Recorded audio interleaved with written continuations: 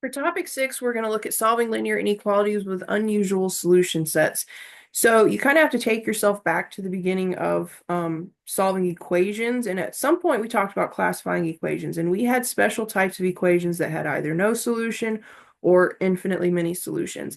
That same idea is going to kind of come back right now. Okay, so I have a recall. It says when solving linear equations in one variable, there were special equations that had unusual solutions. The same can be said for linear inequalities in one variable.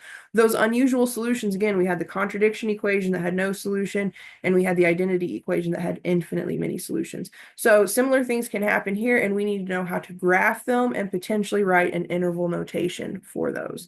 So it says example 6, solve each inequality, write the answer in interval notation, and then graph the solution. So looking at part A, where we've got just a regular old inequality to solve, let's get to it. First step is we would want to distribute to get rid of parentheses. So I have this 4, I want to multiply it by the x and then by the 2. So 4 times x is 4x, 4 times 2 is 8, and that is all greater than 4x plus 15.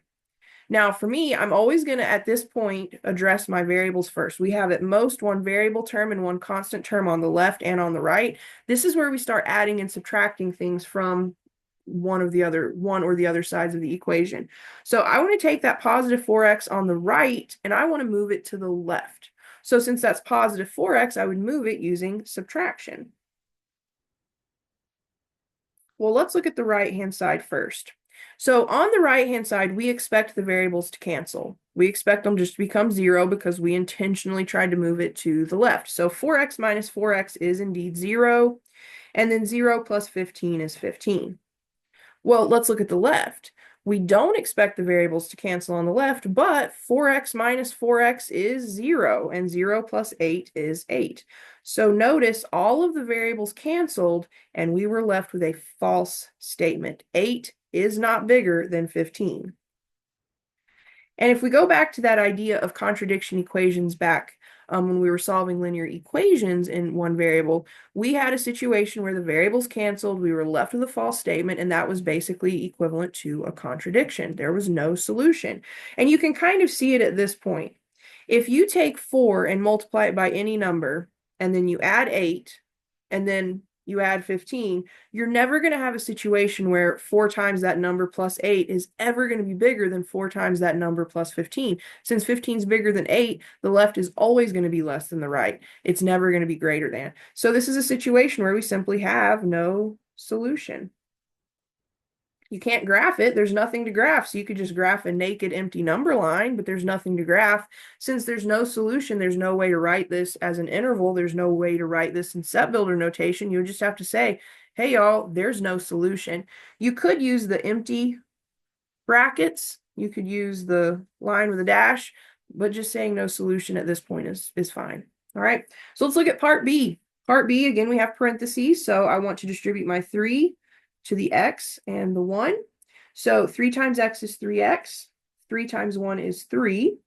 That is greater than or equal to 2x plus 1 plus x. But let's go ahead and notice that on the right-hand side, we have two terms that contain an x.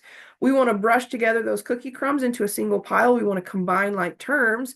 2x plus x is just 3x plus 1. Now, I want to take care of my variables first. I want to move my variables from the right to the left. So on the right, I have a positive 3x. To move it, I would subtract it. So I'm going to subtract 3x from both sides. Well, on the right, 3x minus 3x should cancel. That's what we intended to happen, and it does. 3x minus 3x is 0. 0 plus 1 is 1. But look at what happens on the left. 3x minus 3x cancels. 3x minus 3x is just 0. 0 plus 3 is 3. So now we're left with an inequality that is true. 3 is greater than or equal to 1. Okay, it's not equal, of course, but it's certainly greater than, so this is true. And you can kind of see it at this point. If I take a number and multiply it by 3 and then add 3, that is always going to be bigger than taking that same number and multiplying it by 3 and then only adding 1. So no matter what value we plug in for x, we're always going to get a true statement here. Okay, so here we would want to say that x is all real numbers. We have infinitely many, let me see if I can spell, infinitely many solutions, and those solutions are really all real numbers, okay? So we always have infinitely many solutions with inequalities, but in this case, the infinitely many solutions is like everything. It's not just an interval, it's everything. So we could take a number line and we could shade the whole daggum thing.